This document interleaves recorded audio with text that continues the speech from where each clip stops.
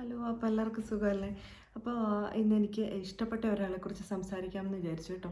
ശരിക്കും ഞാൻ ആ മഹാനടിയുടെ ശരിക്കും വലിയ ഒരു നടി തന്നെ. അത് അവരുടെ ഒരു ആരാധിക കൂടിയാണ്. അതുകൊണ്ട് അപ്പം ആ പുള്ളിക്കാരിനെ കുറിച്ച് ഒരു അപ്ഡേറ്റ് വന്നപ്പോൾ ആ പുള്ളിക്കാരിനെ കുറിച്ച് സംസാരിക്കണമെന്ന് തോന്നി. മറ്റാരുമല്ല, നമ്മുടെ മഞ്ജു വാര്യറാണ്. കാരണം എന്താണെന്ന് വെച്ചാൽ ഇന്നൊരു അപ്ഡേറ്റ് ഉണ്ട്. ഒരു വലിയ കഥാകാരി മഞ്ജു വാര്യറിനെ കുറിച്ച് എഴുതിയ ഒരു സ്റ്റേറ്റ്മെൻറ്റിനെ പരാമർശിച്ചുകൊണ്ട് ശോഭന മഹാനടി എഴുതിയിരിക്കുന്ന ഒരു സ്റ്റേറ്റ്മെൻറ്റാണ് എന്നെ ആകർഷിച്ചത്. അതായത് പുള്ളിക്കാരി പറഞ്ഞിരിക്കുന്നത്, കഥാകാരി പറയുവാണ്, നിൻ്റെ ജീവിതത്തിൽ ആരും ഇല്ലെങ്കിലും മുന്നോട്ട് പൊരുതി ജീവിക്കും. അപ്പം ശോഭന മറുപടിയായിട്ട് പറയുവാണ്, ജീവിതത്തിൽ ആരും ഇല്ലെന്നല്ല, കേരളം മുഴുവനും ഞങ്ങളെല്ലാം നിൻ്റെ കൂടെ ഉണ്ട് എന്ന് ശോഭന പരാമർശിച്ചിരിക്കുന്ന ആ പരാമർശം എനിക്ക് ഒത്തിരി ഇഷ്ടപ്പെട്ടു. അവർ പറഞ്ഞത് തീർത്തും ശരിവെക്കുന്ന ഒരു സ്റ്റേറ്റ്മെൻറ്റാണ്. എന്താണെന്ന് വെച്ചാൽ, ഇന്ന് കേരളത്തിൽ എത്ര ആരാധകരാണല്ലേ, ഇൻക്ലൂഡിങ് മീ. ഞാനും ഒരു വലിയ ആരാധികയാണ് മഞ്ജു വാര്യരുടെ. എത്ര നല്ല അഭിനയമാണ്. ഓരോ അഭിനയവും നമ്മളെ ആകർഷിക്കും അല്ലേ. അവരുടെ അഭിനയ രീതി, അവരുടെ ഡയലോഗ് ഡെലിവറീസ്, അവരുടെ മുഖത്ത് മിന്നിമറിയുന്ന ഭാവങ്ങൾ, ഇതെല്ലാം എനിക്ക് നമ്മളൊരു സർപ്രൈസ്, ഒരു അതിശയമാണ് ശരിക്കും. എങ്ങനെ ഇവരിതിങ്ങനെ അഭിനയിക്കുന്നു എന്നുള്ളത്. അപ്പോൾ ഇപ്പം ലേറ്റസ്റ്റായിട്ട് പറയുവാണെങ്കിൽ ഐഷ എന്ന് പറഞ്ഞൊരു പടം കുറച്ച് നാളായി ഇറങ്ങിയിട്ട്, അതിലെ അഭിനയ മുഹൂർത്തങ്ങളൊക്കെ എന്ത് രസമായിട്ടാണ് പുള്ളിക്കാരി അവതരിപ്പിച്ചിരിക്കുന്നത്. അതുപോലെ എമ്പുരാൻ 2-ലെ എമ്പുരാനിലെ ഡയലോഗ് ഡെലിവറീസ്, അതൊക്കെ നമുക്ക് കോരിത്തരിപ്പിക്കുന്ന ഡയലോഗ് ഡെലിവറീസ് ആയിരുന്നു. അപ്പോൾ അങ്ങനെ എത്ര അഭിനയ മുഹൂർത്തങ്ങളാണ് നമ്മൾ ഊന്നി പറയുവാണെങ്കിൽ.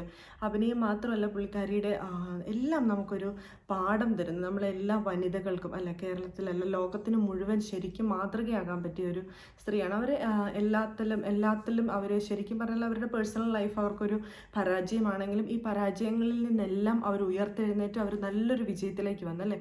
അപ്പോൾ നമുക്കെല്ലാം ഒരു പാഠമാണ്. എന്ത് പരാജയം ഉണ്ടായാലും നമ്മൾ ആ പരാജയത്തിൽ വീണ് കിടക്കാതെ നമ്മൾ മുന്നോട്ട് വരണം എന്നൊരാശയം പുള്ളിക്കാരിയുടെ ജീവിതം നമുക്ക് കാണിച്ചു തരുന്നുണ്ട്. അതുമാത്രമല്ല, പുള്ളിക്കാരിയുടെ അഭിനയത്തിലൊക്കെ പുള്ളിക്കാരി അഭിനയത്തിൽ മാത്രമല്ല, അവരുടെ അഭിമുഖങ്ങളിൽ അവർ പറയുന്ന ഡയലോഗുണ്ട്, ഏജ് എന്ന് പറയുന്നത് നമുക്കൊരു തടസ്സമല്ല. അത് വലിയൊരു ഉദാഹരണമാണ്. നമ്മൾ എത്ര ഏജ് ആയാലും നമുക്ക് നമ്മളിലൊരു ആത്മവിശ്വാസം ഉണ്ടെങ്കിൽ നമുക്ക് എന്തും നേടാം എന്നൊരു ആശയം, എന്താ പറയുക, ഒരു ആശയം പുള്ളിക്കാരി നമുക്ക് പങ്കുവെക്കുന്നുണ്ട്. നമുക്ക് മുന്നേറാൻ നമ്മളുടെ ഏജ് ഒരു തടസ്സമാകരുത് എന്നൊരു എന്നാ പറയുന്ന നമുക്കൊരു ഐഡിയ പറഞ്ഞു തരുന്നുണ്ട് പുള്ളിക്കാരി. അത് വളരെ നന്നായിട്ട് എനിക്ക് തോന്നിയിട്ടുണ്ട്. ശരിക്കും ഏജ് എന്ന ഫാക്ടർ നമ്മളെ ഒന്നിൽ നിന്നും പിന്നോട്ട് വലിക്കരുത്. പിന്നെ എന്താന്ന് പറഞ്ഞാൽ, പുള്ളിക്കാരിയുടെ ധൈര്യം. ഓരോ നിമിഷവും നമ്മുടെ സങ്കടങ്ങളിൽ വീണ് കിടക്കാതെ കിട്ടുന്ന ചെറിയ മൊമെൻറ്റും ആ ചെറിയ ഹാപ്പിനെസ്സും റിയലി നമ്മളെ ഹാപ്പി ആക്കിയിട്ട് നമ്മുടെ ഓരോ നിമിഷങ്ങളും നമ്മൾ എൻജോയ് ചെയ്യണം എന്ന ഒരു ആശയം കൂടി പുള്ളിക്കാരിയുടെ ജീവിതത്തിലൂടെ അല്ലേ. പുള്ളിക്കാരി എത്ര നന്നായിട്ടാണ് ഫ്രണ്ട്സിൻ്റെ കൂടെ എൻജോയ് ചെയ്ത് ജീവിതം ആസ്വദിക്കുന്നത്.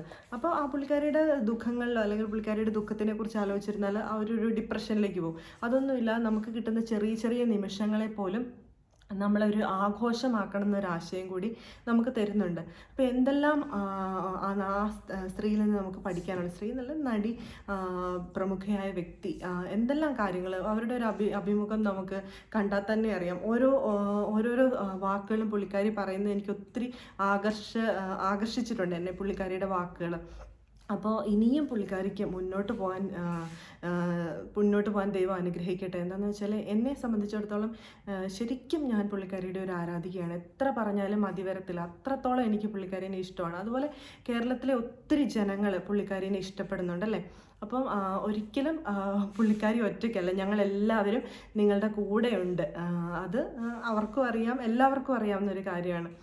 അതുമാത്രമല്ല, നമുക്കൊരു ശരിക്കും പറഞ്ഞാൽ പുള്ളിക്കാരി ബിഹേവ് ചെയ്യുന്ന വിധം എന്നെ പലപ്പോഴും ആകർഷിച്ചിട്ടുണ്ട്. ഒരു സദസ്സിൽ വരുമ്പം എങ്ങനെ സംസാരിക്കണം, എങ്ങനെ ഡ്രസ്സ് ചെയ്യണം, എങ്ങനെ എന്താ പറയുക, എങ്ങനെ ബിഹേവ് ചെയ്യണം, എന്തൊക്കെ സംസാരിക്കണം എന്നൊക്കെ പുള്ളിക്കാരി ഒരു മാതൃകയായിട്ടുണ്ട് എനിക്ക്. നമ്മൾ ഇങ്ങനെയാണ് സംസാരിക്കേണ്ടത്, നമുക്ക് ഇത്രത്തോളം എഡ്യൂക്കേഷൻ ഉണ്ടെന്ന് പുള്ളിക്കാരിയുടെ സംസാരം കേൾക്കുമ്പോൾ തന്നെ നമുക്കറിയാൻ പറ്റും. അപ്പോൾ അതൊക്കെ ഒരു മാതൃകയാണ് ശരിക്കും പറഞ്ഞാൽ. അതുപോലെ സ്വന്തം സുഹൃത്തുക്കൾക്ക് എന്തെങ്കിലും ഒരു ബുദ്ധിമുട്ട് വന്നാൽ അവരോടൊപ്പം നിൽക്കണം അതെല്ലാം നമുക്ക് അവരുടെ ജീവിതത്തിലൂടെ പഠിക്കാനുണ്ടല്ലേ.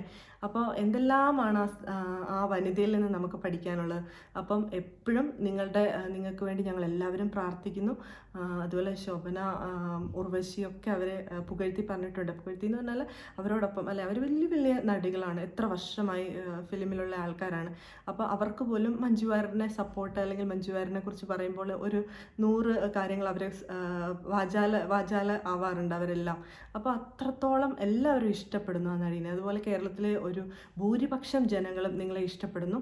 എന്നും ഈ വിജയവും സന്തോഷവും സപ്പോർട്ടും നിങ്ങളുടെ ജീവിതത്തിലുണ്ടാകട്ടെ. ദൈവാനുഗ്രഹം നിങ്ങളുടെ ജീവിതത്തിലുണ്ടാകട്ടെ. ഞങ്ങളുടെ എല്ലാ പ്രാർത്ഥന, ഞങ്ങളുടെ എല്ലാ സപ്പോർട്ട് നിങ്ങൾക്ക് എപ്പോഴും ഉണ്ടായിരിക്കും.